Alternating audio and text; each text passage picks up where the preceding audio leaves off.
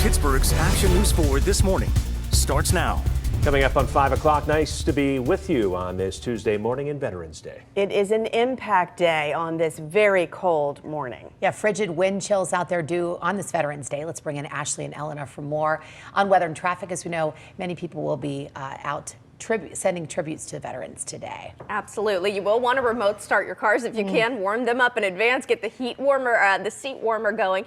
Really cold out there. Luckily, we start impact free on our roadways. Yeah, and I have to tell you, my tire pressure dropped a lot yesterday. So that's another thing we really have to keep an eye on. But overall, it's not too bad, I guess, but it is cold. It's a chilly morning. It's going to be a cold day, but we will get our wind chills out of the teens after 10, 11 o'clock, but they're still going to remain into the 20s, and we'll still have some of these isolated flurries. Not expecting a whole lot. We will see some lighter accumulations north of 422 and in those higher elevations east, where you could see an additional into Venango and Mercer County, an additional 1 to 2 inches. But overall, it's the cold we're talking about. 23 right now in Pittsburgh. Still feels like it's 12. Look at these wind chills all around. 14 is your real feel in Washington and Uniontown. 13 Katanning, Monroeville, and Indiana. Somerset at 7, so those higher elevations, single-digit wind chills into Cambria, Somerset, and Garrett County this morning. Flakes flying a little bit there up into northern portions of Venango and Mercer County, but not too bad. The flakes really aren't the story today. We will have some sunshine mixing in the afternoon, but notice how those wind chills still remaining in the 20s through the day. The actual high getting up into the 30s. Now, more on this nice little warm-up coming up for the weekend. But for now, let's head over to Elena. Ashley, thank you. A good Tuesday morning. Not too bad on our roadways as you're heading out to the Pittsburgh International Airport, about a 15-minute ride from the Fort Pitt Bridge. As you take a look at the big picture, lots of green. You might see a little bit of purple on the Fort Duquesne Bridge. That's because it is closing in the southbound direction overnight, 9 at night till 5 in the morning. So if it's not reopened yet, it should be reopening very soon, but you will have to detour around in those late evening overnight hours while this closure is in place on the Fort Duquesne Bridge. You can expect crews back out tomorrow and through the end of this week. Live look at the Parkway West and East. We don't have issues on the roads. Parkway West extremely quiet right now. Just a 2-minute ride from Green Tree, about 2 on the Parkway East from Forest Hills, and 4 on 51 as you head toward the Liberty Tubes. Janelle. Thank you, Elena. On this Veterans Day, we have learned the annual somber tribute to veterans at the National Cemetery of the Alleghenies off I-79 in Bridgeville now won't happen due to the federal government shutdown. We're going to have a live report on that in just a moment, but this comes as we've also learned the Senate voted overnight to reopen the government during the shutdown. In a 60-40 vote, the agreement aims to temporarily fund most agencies through January and others until September. Washington correspondent Rachel Hersheimer has those details. Members of the House need to return to Capitol Hill to vote on this new bill. They are expected to hold a vote as soon as tomorrow afternoon. Last night, 3 bipartisan spending bills advanced because Democratic senators, including Jeanne Shaheen and Maggie Hassan of New Hampshire, John Fetterman of Pennsylvania, and Independent Angus King of Maine, agreed to vote the legislation forward and extend the rest of government funding until late January. The bills also reversed mass firings of federal workers by the Trump administration that began October 1st. Now, there is some tension within the Democratic Party. Some feel betrayed because they've been keeping the government shut down to avoid skyrocketing health care costs for millions of Americans because of tax credits that are set to expire in January. Senate Republicans did, however, promise to hold a vote to extend these tax credits by mid-December. Yeah, I'm extremely disturbed by what's happening tonight because a group from our caucus made a deal to end our leverage. If the tactic isn't working and there were no prospects that it was going to work, then let's move on, not make a lot of other people suffer. President Donald Trump was asked yesterday if he would endorse the deal that was signed by the Senate, and he said he'll abide by it. In Washington, Rachel Hersheimer, Pittsburgh's Action News 4. The shutdown has now caused major headaches at airports nationwide. Just last week, the FAA announced it was cutting 10% of flights at 40 different airports. Nationwide, more than 1,400 flights have also been canceled so far, and more than 500 flights delayed so far this morning. Now, Pittsburgh is not one of the 40 airports initially listed as one of the places where we would see those delays, but obviously we're seeing ripple effects once you add connecting flights. And so far this morning, we have learned 8 flights have been canceled and one delayed out of Pittsburgh International Airport. And the battle over SNAP benefit funding continues. An appeals court is saying that the Trump administration must fully fund SNAP during the shutdown. The Trump administration returned to the Supreme Court on Monday in an effort to keep full SNAP payments frozen while the government is shut down. Back now to the story Janelle mentioned a moment ago on this Veterans Day. A long-standing tradition will not take place at the National Cemetery of the Alleghenies in Washington County. And today, an annual ceremony that honors those veterans has been canceled as officials left this notice on the National Cemetery of the Alleghenies Visitor Center. So for more on why and what's going on here, Pittsburgh's Action News 4 reporter Ava Rash joins us live from the cemetery this morning. Ava, what have you learned so far about this?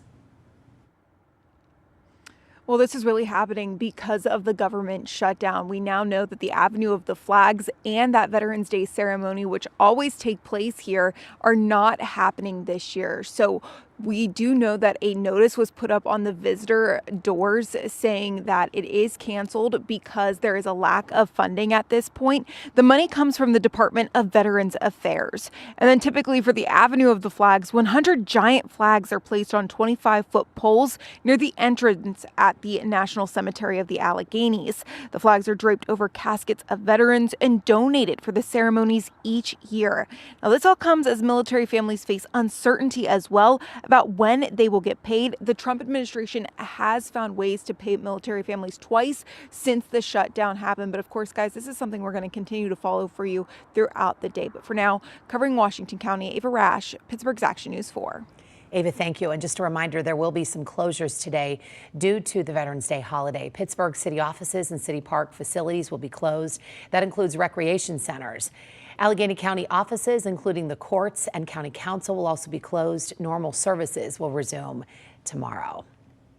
5:06 is the time right now. After years of construction and weeks of testing, the new terminal at Pittsburgh International Airport will open in exactly 1 week on Tuesday, November 18th, just in time for the holiday travel season. Countdown just about over now, and our Carlos Flores live outside of the new terminal to give us a preview and also take us through the necessary details ahead of next week's transition and opening. Carlos? Well, Ryan, Janelle, by this time next Tuesday, the first flights out of the new Pittsburgh International Terminal will be taking off. But getting to this point has been a huge journey, rather. Now, of course, this new terminal will have plenty of new features, including more than 6,000 parking spaces between a parking garage and open lot. It will also have a 12-line TSA checkpoint, 20 new food options, and a new pedestrian tunnel connecting the passengers to the airside building. This project started 4 years ago when ground was broken on the $1.7 billion project. Fast forward to earlier this month, and the final stress test was conducted. As for passengers, they can't believe the day is almost here. I've been sort of following it religiously, been very excited. Looks like a gorgeous space and really excited to sort of be closer to the airside terminal and not have to deal with as much of the traffic and transit in between. Now, as for those next steps, the last flight is expected to land here in the old terminal around 12:30. Then the doors will close, and then the lights will turn on to the new terminal with that first flight heading out of that new terminal around 5 a.m. on next Tuesday, November 18th. But for now, covering Allegheny County from Pittsburgh International Airport, Carlos Flores, Pittsburgh's Action News 4.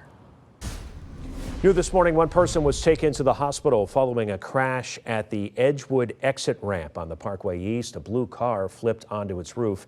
There is no indication what caused this accident. This morning, all lanes in a section of Route 40 in Henry Clay Township, Fayette County remain closed after 3 people died in a crash there last night.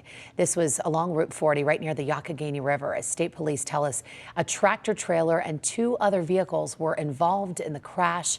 A viewer shared this picture of the scene where you can see massive flames just off the side of the road at the site of that crash. Again, all lanes of Route 40 in that specific area remain closed this morning.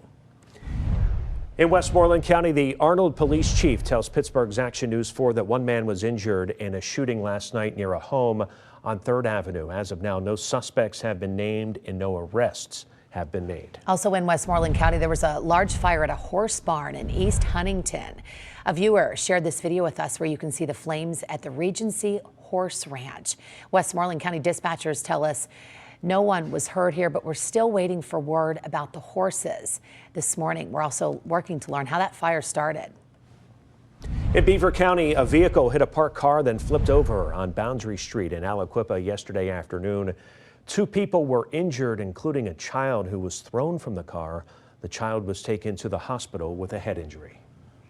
Time right now is 5:10. Heads up for families this morning in the McKeesport Area School District as students in Twin Rivers Elementary will be on a synchronous flexible instruction day, and the school day is going to start at 10:15 this morning and follow a 2-hour delay schedule. This is all due to heating concerns in the building. All other schools in that district will return to in-person classes today.